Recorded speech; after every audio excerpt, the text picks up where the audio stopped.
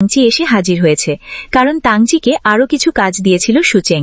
এখানে সেই ঝিকমিকি জামা পরে ও হাজির হয়েছে, যেরকম একটা জামা পরে মূলত সুমিও সেদিন ওর সঙ্গে দেখা করতে গিয়েছিল। তো শুধু জামা তো নয়, বরং ও ডান্সও করতে লাগে, যেভাবে ডান্স করেছিল সেদিন সুমিও। বেচারা তাংচিকেই এভাবে হেনস্থা হতে দেখে সবাই অনেক হাসতে লাগে। এবার রাজি হয়ে যায় সুমিও শুট করতে, বরং যত সুন্দর করে শুট করা যায় তার সমস্ত চেষ্টাই সে করতে থাকে।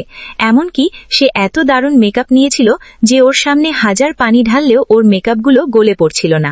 ঠিক যতটা বাজে অবস্থা হয়েছিল আগে, এখন ততটাই সুন্দর লাগে ওকে। কিন্তু এই মেয়েটিকে তো আমার বেশি একটা সুন্দর লাগলো না, এর থেকে সুচে দেখতে বেশি ভালো ভালো। এর দাঁতগুলো বড় বড়, আবার ভূতি বের হওয়া হাসি। যাই হোক, এদিকে সুচেংকে কোথাও দেখা যাচ্ছে না দেখে তাংচি একজন কলিগকে জিজ্ঞেস করে, সুচেং কোথায়? তো সে বলে, আমরা অনেকক্ষণ ধরেই সুচেংকে কোথাও দেখতে পাচ্ছি না। সুমিও আবার এই কথাটা শুনতে